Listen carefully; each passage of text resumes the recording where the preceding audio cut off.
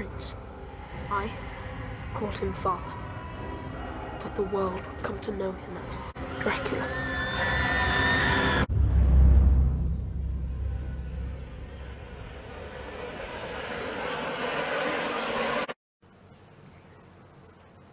एक दफा का जिक्र है, हम एक बहुत बहादुर बादशाह को देखते हैं जो बहुत ज्यादा उम्र का नहीं होता। सब लोग इससे बहुत प्यार करते हैं। इस बादशाह का नाम विलेड है। ये अपनी नॉर्मल रूटीन चेक के लिए जंगल की तरफ जाता है, जहाँ पर इसे अपने दुश्मन मुल्क के किसी सिपाही का हेलमेट मिलता है, जिसको देखकर ये समझ जाता है कि दुश्मन के लोग इसके मुल्क में घुस आए हैं। वो समझ जाता है कि ये हेलमेट किसी जासूस का है और दुश्मन मुल्क कोई न कोई प्लान बना रहा होगा हमारे मुल्क पर अटैक करने के लिए। और इसको शक होता है कि दुश्मन के सिपाही हमारे ही मुल्क में जो सबसे ऊंचा पहाड़ है वहाँ पर यकीनन छुपे हुए होंगे। और विलेड और उसके साथी सोचते हैं कि हमें अभी से उस पहाड़ पर जाना चाहिए ताकि अपने दुश्मनों को मार दें और उनका जो भी मैसेज होगा वो उनके बादशाह तक ना पहुंच सके। कुछ ही देर बाद वो उस पहाड़ के अंदर चले जाते हैं ताकि दुश्मनों को ढूंढकर मारा जा सके, लेकिन वहाँ पर एक वैम्पायर इन सब पर अटैक कर देता है। ये सब वैम्पायर से लड़ने की कोशिश करते हैं, लेकिन वैम्पायर बहुत तेजी से इन सबको कुचल डालता है। विलेड के दोनों साथी यहाँ पर मारे जाते हैं, लेकिन इसकी किस्मत अच्छी थी कि उस वैम्पायर से बचते बचते ये थोड़ा सा पीछे चला गया था, यानी कि ये धूप में आ गया था और वैम्पायर धूप में नहीं आ सकता, इसलिए विलेड की जान बच जाती है। और घबराया हुआ बादशाह यानी कि विलेड वापस अपने महल में आ जाता है। वापस पहुंचते ही सबसे पहले विलेड अपने किंगडम के पादरी यानी कि प्रीस्ट से मिलता है और उसे उस वैम्पायर के बारे में पूछता है कि वो मॉन्स्टर वहाँ पे कौन था, क्या था, मैंने आज से पहले ऐसी चीज कभी नहीं देखी। प्रीस्ट बताता है कि उस पहाड़ में एक मॉन्स्टर रहता है, एक शैतान रहता है जो खून का प्यासा है और तुम्हारे साथियों को उसी ने मारा है और उनका खून पी लिया होगा अब तक। इसके अलावा प्रीस्ट ये भी बताते हैं कि वो मॉन्स्टर पहले इंसान हुआ करता था, लेकिन ईवल यानी शैतान की बातों में आकर वो इंसान से ऐसा मॉन्स्टर बन गया यानी कि वैम्पायर बन गया और वो पिछले कई सालों से उसी पहाड़ में कैद है और वो आगे भी वहीं पर बंद रहेगा उस वक्त तक जब तक वो किसी को बातों में फंसाकर अपनी ताकतें उसे ना दे दे और उस अगले आने वाले इंसान को वैम्पायर बना दे। उसी के बाद से वो वहाँ से आजाद हो सकता है, लेकिन आज तक उसको उसकी सोच के मुताबिक कोई इंसान नहीं मिला। सारी बातें सुनने के बाद विलेड उस प्रीस्ट को कहता है कि ये बातें तुमने किसी और को नहीं बतानी, इसको सीक्रेट रखना है, क्योंकि अगर लोगों को इस बारे में पता चल गया तो लोग डरने लगेंगे, परेशान होने लगेंगे और कुछ चीजों का मालूम ना होना भी ब्लेसिंग होता है। कुछ वक्त गुजर जाता है, बादशाह विलेड, उसके साथी और बहुत से लोग आपस में मिलकर महल में खाना खा रहे होते हैं और उसी वक्त इनके दुश्मन मुल्क का एक सिपाही इनके महल में आ जाता है यानी कि इनके कैसल में आ जाता है। बेसिकली दुश्मन मुल्क का नाम टर्की है। ये वो मुल्क है जो इस वक्त बहुत पावरफुल होता है। ये तमाम मुल्कों से हर साल कुछ न कुछ अमाउंट कलेक्ट किया करता है, जिसके बदले में तुर्की इन लोगों पर हमला नहीं करता। और इन सब छोटे मुल्कों को, जिसमें विलेड का मुल्क भी शामिल है, इनको तुर्की को हर साल बहुत से पैसे देने पड़ते हैं, सोने के सिक्के, चांदी के सिक्के, ताकि तुर्की जैसी बहुत बड़ी फौज इनके मुल्क पर अटैक ना करे। विलेड ना चाहते हुए भी उन्हें बहुत से सोने और चांदी के सिक्के दे देता है। ये सिपाही सोने के सिक्के तो ले लेता है, लेकिन उसके अलावा एक और डिमांड भी रखता है, जो कि ये थी कि हमें इन सिक्कों के अलावा 16 यंग लड़के भी चाहिए जिनको हम ट्रेन करेंगे और अपनी फौज का हिस्सा बनाएंगे। विलेड कहता है कि हम अपने लोग तुम्हें नहीं दे सकते। ये ट्रेडिशन बहुत पहले हुआ करती थी, जो कि अब काफी वक्त से खत्म हो चुकी है। तुम अपने सिक्के लो और यहाँ से चले जाओ। इसके अलावा मैं तुम्हारे बादशाह से खुद बात करूंगा। कुछ दिन के बाद विलेड तुर्की के बादशाह से मिलता है, जिसका नाम महमद है। यहाँ पर ये दोनों निगोशिएशन कर रहे होते हैं, लेकिन महमद इसकी बात नहीं मानता और वो कहता है कि मुझे 1000 लड़के हर हाल में चाहिए, जिसमें तुम्हारे बेटे का नाम भी शामिल है। इस सारी चीज को विलेड बहुत सोचता है और बहुत गुस्से में होता है और अपने गुस्से में तुर्की के कुछ सिपाहियों को विलेड अपनी तलवार से मार देता है। ये सब वो सिपाही थे जो विलेड के बेटे को लेने आए थे, लेकिन विलेड नहीं चाहता था कि उसका बेटा उससे दूर जाए और वो सबको मार डालता है। विलेड का एक करीबी साथी उसके पास आता है और बताता है कि ये तुमने क्या किया, तुमने महमद के आदमी मार डाले, महमद इसका बदला लेगा और वो हमारे मुल्क पर अब हमला करेगा, अटैक कर देगा और हम सबको मार देगा। लेकिन विलेड कहता है वो कोई ना कोई हल जरूर निकाल लेगा और मैं अपने मुल्क की हिफाजत करना जानता हूँ। ये कहकर वो अपने घोड़े पर बैठता है और उसी वैम्पायर वाले पहाड़ की तरफ जाने लगता है। अब ये उस पहाड़ पर पहुंच चुका है, पहाड़ में दाखिल होता है और वैम्पायर से जाकर मिलता है और उसे मदद मांगता है, क्योंकि विलेड को अपने मुल्क को बचाना होता है, अपने दोस्तों को, अपने साथियों को, मुल्क की औरतों और बच्चों को। तो वो उस वैम्पायर से हेल्प मांगता है और दूसरी तरफ उस वैम्पायर को भी किसी ऐसे बंदे की तलाश होती है जो बहादुर हो, जो स्किलफुल हो, जिसे वो अपनी पावर्स दे सके और इस वैम्पायर के कर्ज से आजाद हो सके और वो दोबारा से एक नॉर्मल इंसान बन सके। यहाँ पर दोनों को एक दूसरे की जरूरत थी। वैम्पायर खुद खुद को काट कर अपना कुछ खून एक बर्तन में रखता है और विलैड को कहता है कि ये खून पी लो। खून पीते ही मेरी सारी पावर्स तुम्हारे अंदर आ जाए और तुम इतने ताकतवर बन जाओगे कि तुम अपनी दुश्मन की बड़ी सी बड़ी फौज को भी हरा सकोगे। चाहे तुम्हारे मुकाबले में कितने भी सोल्जर्स हों, तुम उन सबको बहुत आसानी से हरा सकोगे। वेम्पायर उसके साथ एक डील भी करता है। वो उसे सब कुछ बताता है कि अगर वेम्पायर बनने के बाद अगले 3 दिनों में तुमने किसी इंसान का खून ना पिया तो तुम चौथे दिन वापस इंसान बन जाओगे, लेकिन अगर तुमने इन 3 दिनों में किसी भी इंसान का खून पिया तो तुम हमेशा के लिए वेम्पायर बन जाओगे और मैं यहाँ से बिल्कुल आजाद हो जाऊंगा। विलैड को अपने मुल्क को बचाने के लिए कुछ भी करना था। वो उसकी इस डील को भी एक्सेप्ट कर लेता है और उस खून को पी लेता है। खून पीते ही वो ही वेम्पायर बन जाता है और वहीं पर बेहोश हो जाता है। विलैड को जंगल में होश आता है और वो देखता है कि उसके अंदर बहुत सी पावर्स आ चुकी। वो बहुत तेज भागने लगा है। बहुत सी चमगादड़ें यानी कि बैट्स इसका साथ देने लगी हैं और वो इनकी मदद से किसी को भी बहुत ज्यादा नुकसान पहुंचा सकता है। इसके बाद विलैड अपने महल में वापस आ जाता है और उतनी ही देर में तुर्की के बहुत से सोल्जर्स इसके महल पर